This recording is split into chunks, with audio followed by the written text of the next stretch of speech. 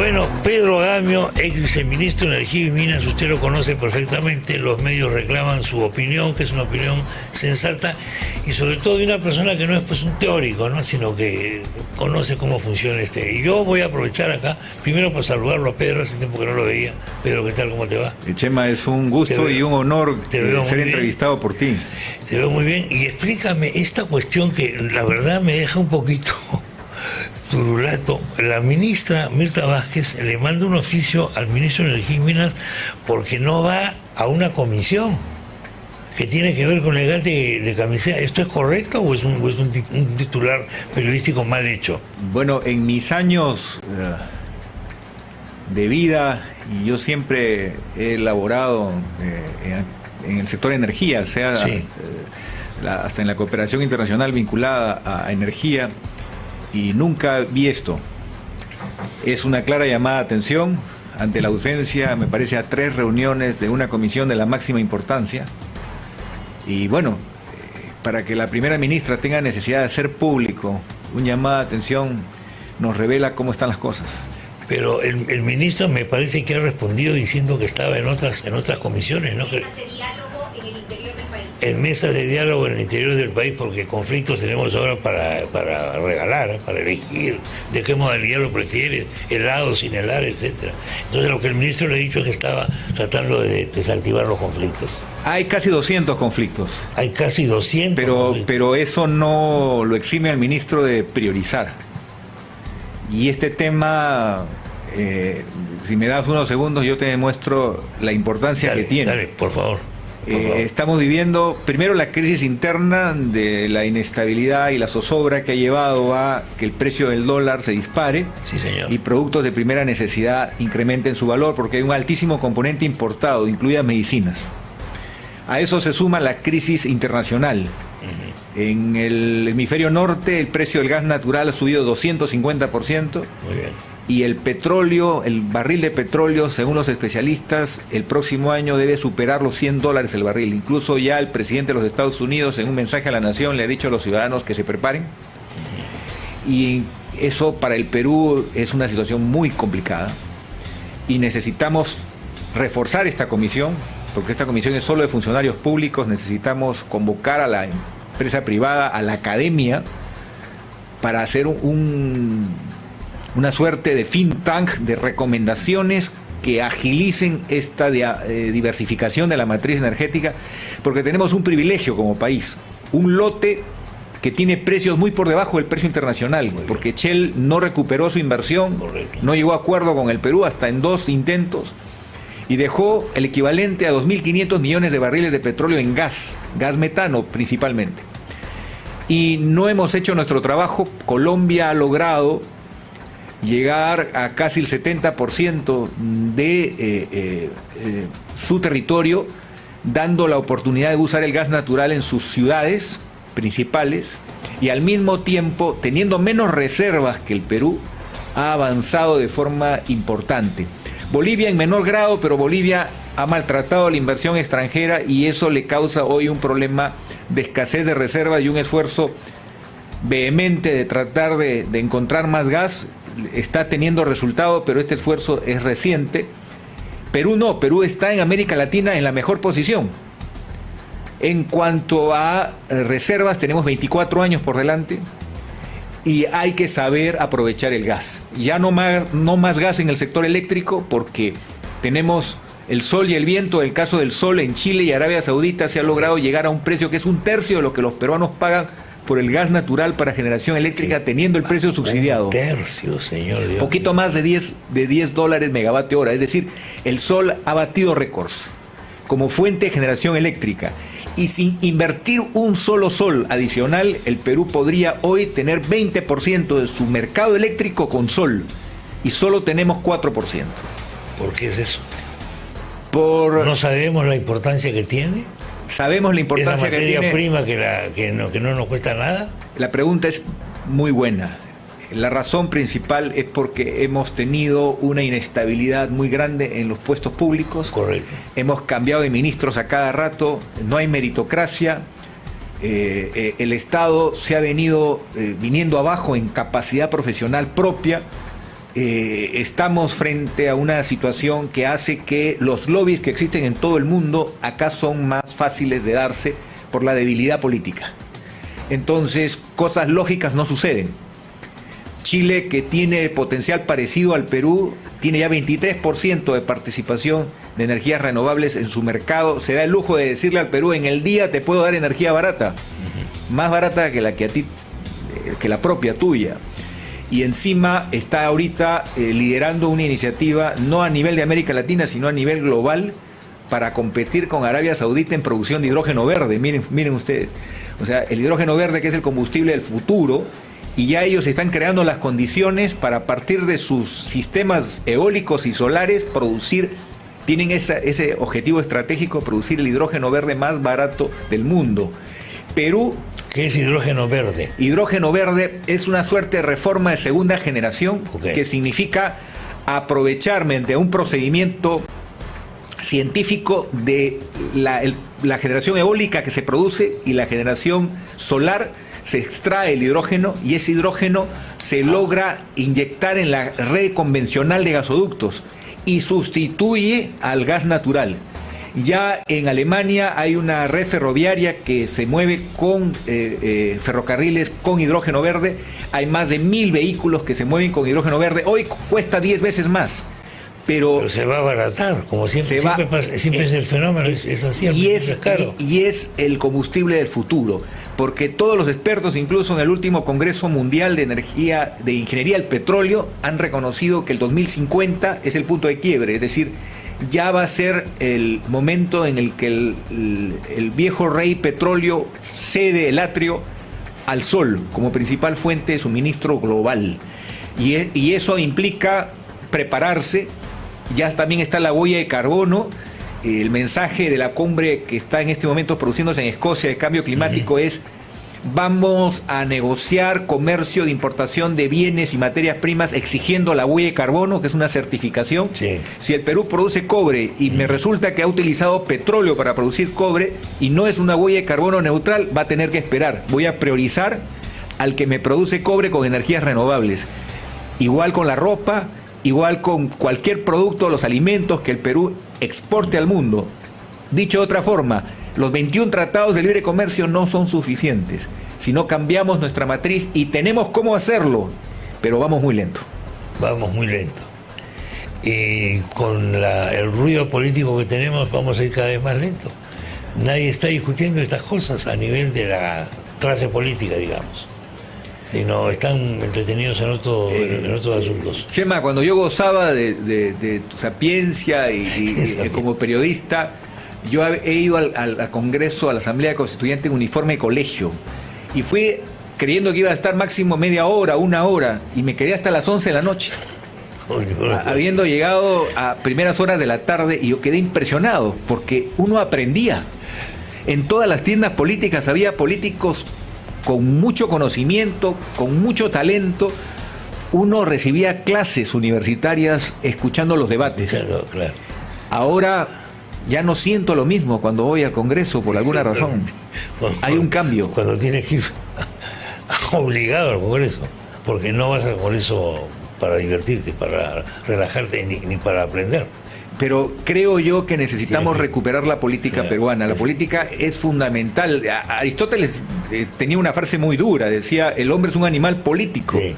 Si deja de ser político, ¿qué queda? Claro, que el animal, que a veces es bueno recordar que somos parte del reino animal, también, ¿no? Sobre todo cuando maltratamos a nuestros congéneres animales. Entonces, para ti no hay justificación para que el ministro no haya ido a esta... Bueno, por orden de prioridades, digamos. Yo creo que la respuesta no ha sido la mejor, más bien ha debido mostrarle a la primera ministra la voluntad de hacer equipo. Eso es fundamental. Sí. El trabajo de la diversificación de la matriz no es solo de un sector, es un trabajo que involucra al conjunto del gobierno y al conjunto del país. Debería ser una política de Estado, y eso es lo importante. Tenemos retos por delante. Por ejemplo, en la cumbre me comentaban amigos que están hoy, porque yo he participado en varias cumbres y uno conoce a la gente comprometida y que está en ese esfuerzo de mirar la luz al final del túnel, dice, oye, ¿es cierto que Perú está devolviendo los impuestos a los viejos buses que utilizan diésel? Y yo no puedo más que sentir vergüenza de decir sí. ¿Es cierto que para evitar una huelga devolvemos el selectivo al consumo, como pasó con el gobierno transitorio? ¿Para qué creamos el impuesto selectivo al consumo, creando este mecanismo del índice de nocividad, grabando más los combustibles que más contaminan? Y encima la Universidad de Chicago publica que tenemos el primer premio en América Latina como la ciudad más contaminante, 6 veces más contaminante Lima que Santiago de Chile. Claro, eso es pésimo, porque estamos perdiendo todos 5 años de vida. Claro, los que sin embargo, hay una, empleando el término que está de moda, narrativa, que nos hace creer que en realidad lo que contamina es una mina que está a 4.500 metros de altura, etcétera, para no ver esto. ¿Por qué? Por mercantilismo, pues. Porque o pertenecemos al gremio de los dueños de los vehículos estos baratos, con combustible barato, entre comillas, que sale carísimo, y no queremos chocar. Pero ¿cuál es la estrategia para enfrentar la huelga, Chemo? Es decirle a los transportistas, le chatarreamos sus unidades viejas, los ayudamos con la cuota inicial para adquirir un vehículo nuevo con un combustible más limpio, van a dar un mejor servicio, van a ahorrar ustedes y van a reducir la contaminación y vamos a cumplir las normas de la pandemia. Todo funciona. ¿Por qué no hacer eso y más bien ir a la vieja política del analgésico? Sí, claro, es que eso es lo que sabemos hacer, pero nos encanta eso. Nos encanta el mercantilismo, te doy un pedazo a ti, otro pedazo al otro, etcétera, mientras alcance, ¿no? ¿Sabes a cuánto llega este subsidio del Fondo de Estabilización? Sí. En el caso del diésel, 6 millones de soles diarios. Señor Dios mío.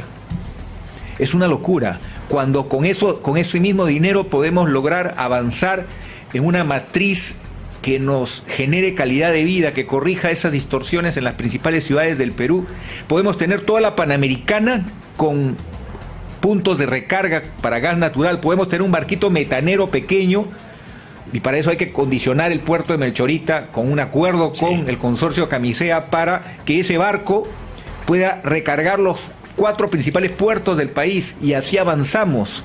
O sea, hay una serie de medidas. La electromovilidad en algunos lugares puede desarrollarse. El estudio de la cooperación alemana dice que al 2030 deberíamos poder llegar al 10% de la flota, y el otro 90%, el gas natural es una gran oportunidad. Pero ya los estudios están hechos. Sí. Lo que falta es la decisión. Falta la decisión y falta la gestión. Se está hablando ahora de la masificación del gas. ¿Qué significa eso? ¿Qué puede encubrir esa palabra tan genérica? Muchos pensamos que mañana yo llego a mi casa, abro el caño y me sale el gas de mi casa, y que ya no tengo que llamar a los que venden el propano butano, el GLP, en balones. Los famosos balones. Es que primero hay que aclarar, una cosa es el gas metano, sí, que es más liviano que el aire. Correcto. Y ambientalmente menos contaminante que el GLP. El GLP es una mezcla de propano-butano. Hoy importamos casi la 1/4 parte de lo que consumimos y estamos tendiendo a usar más GLP importado. Depende directamente del precio internacional. No nos conviene seguir usando GLP.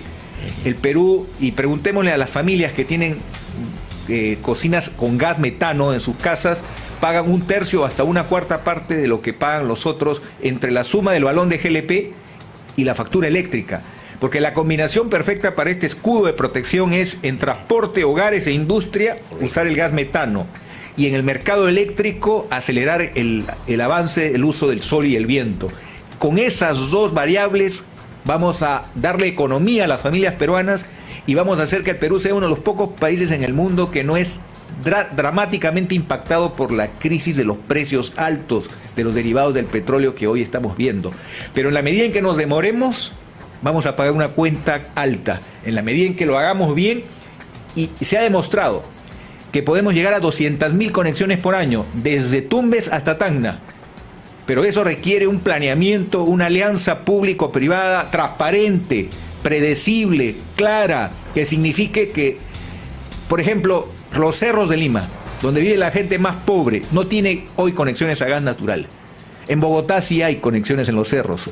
Tú conoces Bogotá, la ciudad es hermosa, llena de montañas verdes. Sí. Podemos lograr en Lima, en los cerros marrones, donde vive la gente más pobre de la periferia urbana, que hayan conexiones a gas natural. Ya está la propuesta hecha, ya está encaminada.